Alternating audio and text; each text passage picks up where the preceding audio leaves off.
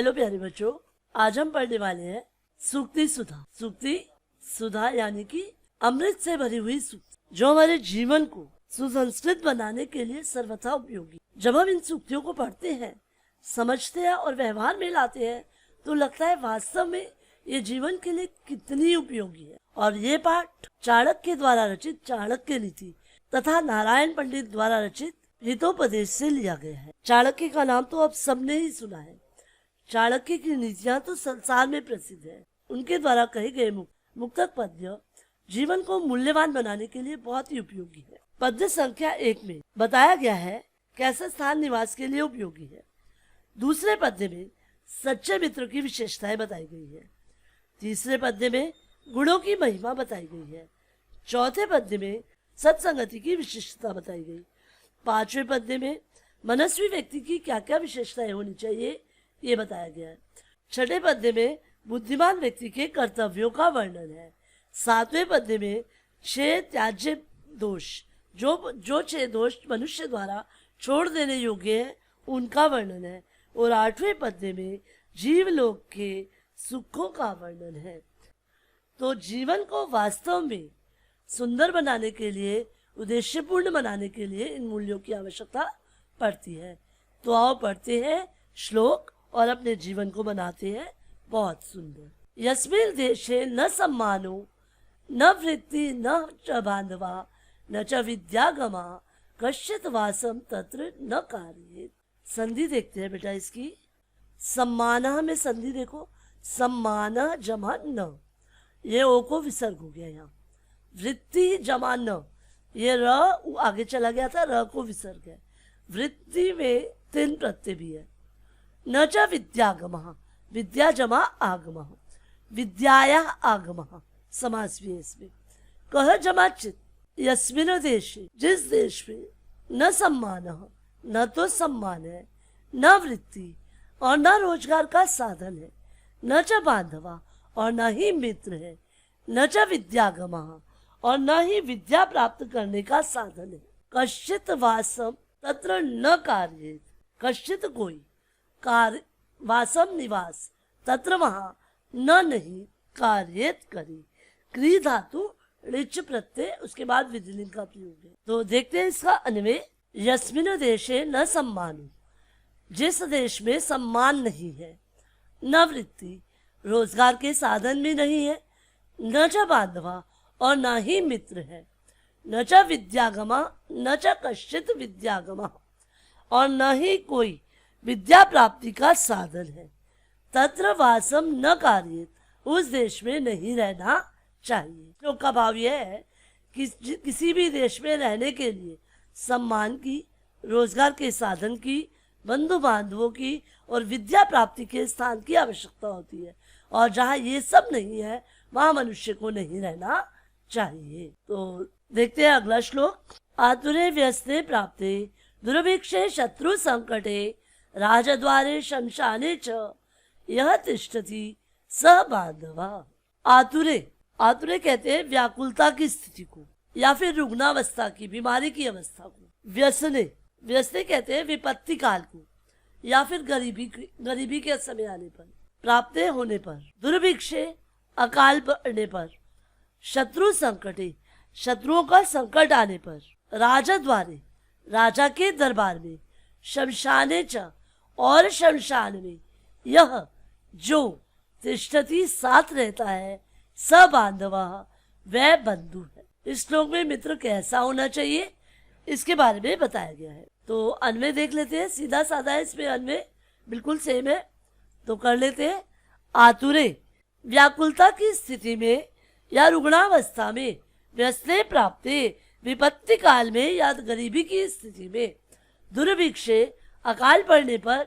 शत्रु संकटे, शत्रु का संकट आने पर। राजद्वारे शमशाने च, राजद्वार में अथवा शमशान में। यह तिष्ठति, जो साथ रहता है। स बांधवा, वही मित्र है, वही बंधु है। यानी कि जो हर स्थिति में आपका साथ देता है वही आपका मित्र है, वही बंधु है। तो आइए देखते हैं तीसरा श्लोक। गोति भारा समर्था नाम किम दूरम व्यवसायी नाम को विदेश सविद्या नाम को प्रिय प्रियवादी नाम। संधि देखते हैं बच्चे पहले। क अतिभारः, कह क्या, अतिभारः भार है, समर्था नाम समर्थ व्यक्तियों के लिए, किम क्या, दूरम दूर, व्यवसायी नाम। व्यवसायी नाम के दो अर्थ हो सकते हैं बच्चे, एक तो व्यवसायी व्यापारी और दूसरा परिश्रमी, और दोनों ही अर्थ यहाँ सूट करते हैं। को क्या, विदेशा विदेश, सविद्या नाम विद्वान के लिए, विद्वान के लिए विदेश कहाँ है। कह कौन, अप्रिय अप्रिय, प्रियवादी नाम मीठा बोलने वालों के लिए, मीठा बोलने वालों के लिए पराया कौन है। अब हम करते हैं अन्वय के हिसाब से। ये तो हो गए श्लोक के शब्दों के अर्थ। अन्वय के हिसाब से देखो, कहति भारा समर्था नाम। अन्वय से देखो, समर्था नाम कहति भारा, समर्थ व्यक्तियों के लिए भार क्या है। व्यवसाय नाम दूरों की, व्यवसायी के लिए या परिश्रमी के लिए दूर क्या है। सविद्या नाम को विदेशा, विद्वान व्यक्ति के लिए विदेश कहाँ है। मीठा प्रियवादी नाम अप्रिय का, और मीठा बोलने वालों के लिए पराया कौन है। कहने का भाव क्या है, जो व्यक्ति समर्थ है, जिसमें सामर्थ्य है, वो कोई भी भारी से भारी काम, कठिन से कठिन काम भी आसानी से कर सकता है। और परिश्रमी व्यक्ति कुछ भी दूर नहीं समझता, व्यापारी के लिए भी दूर कुछ नहीं होता। अगर व्यापारी व्यक्ति ये सोच कर बैठ जाए कि ये दूर है तो ये पास है, तो वो अपना कार्य नहीं कर सकता। सविद्या नाम विदेशक, और विद्वान व्यक्ति कुछ भी कहीं भी विदेश नहीं है उसके लिए, वो जहाँ बैठ जाए वो विद्वान है। अपनी विद्वता से कहीं भी धन कमा सकता है और कहीं भी पूजा जा सकता है। और कहा भी गया है, विद्वान सर्वत्र पूज्यते। और मीठा बोलने वाले के लिए तो सभी अपने हैं, पराया तो कोई है ही नहीं। मधुर वचन है औषधि, कटुक वचन है तीर, श्रवण द्वार है संचर है साले सकल शरीर। तो मीठे वचन तो मनुष्य के लिए औषधि का कार्य करते हैं, और कड़वे वचन तीर का समान करते हैं। और जो मीठे ही वचन बोलता है तो उसके लिए तो पराया कुछ हो ही नहीं सकता। तो आओ देखते हैं अगला श्लोक। काचः कांच, कांचन संसर्गात, कांचनस्य संसर्गात, सोने के संसर्ग से, धत्ते धारण करता है, मार्कतिम पन्ने की, द्युतिम शोभा को, तथा उसी प्रकार सत्य सन्निधानेन, सत्य जमा सन्निधानेन, सताम सन्निधानेन, सज्जनों के संग से, मूर्ख मूर्ख मनुष्य याति हो जाता है, प्रवीणता कुशलता को प्राप्त हो जाता है। अन्वय के साथ देखते हैं बच्चों। कांचन संसर्गात कांचः, सोने के संग से कांच, मार्कतिम द्युतिम धत्ते, पन्ने की सी शोभा को धारण कर लेता है, तथा उसी प्रकार सत सन्निधानेन, सज्जनों की संगति से, मूर्खा प्रवीणताम याति, मूर्ख व्यक्ति चतुर हो जाता है, मूर्ख व्यक्ति भी कुशलता को प्राप्त कर लेता है। कहने का भाव ये है, सज्जनों की संगति मूर्ख को भी कुशल बना देती है। जैसे एक उदाहरण देती हूँ। एक बार एक टोकरी में बहुत सारे आम रखे थे, उसमें एक आम खराब था। वो खराब आम से क्या हुआ, सारे आम खराब हो गए। लेकिन अगर वो आम भी खराब ना होता तो कोई भी आम खराब नहीं होता। और संगति का प्रभाव मनुष्य पर बहुत जल्दी पड़ता है। सत्संगति कथ्य किम न करोति पुंसाम, ये तो आपने सुना ही है। सत्संगति मनुष्य के लिए क्या नहीं करती, इसलिए मनुष्य को हमेशा अच्छी संगति ही करनी चाहिए। तो आइए अब देखते हैं इसकी व्याकरण। ये इसकी व्याकरण है जो हमने साथ साथ पढ़ ली है।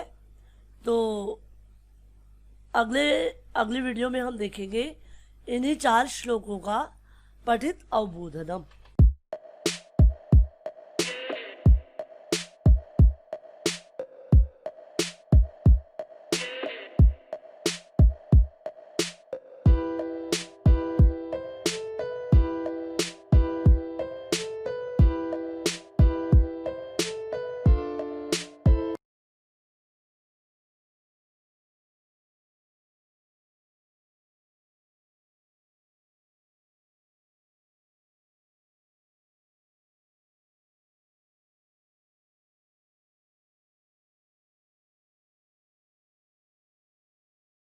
आज के लिए इतना ही।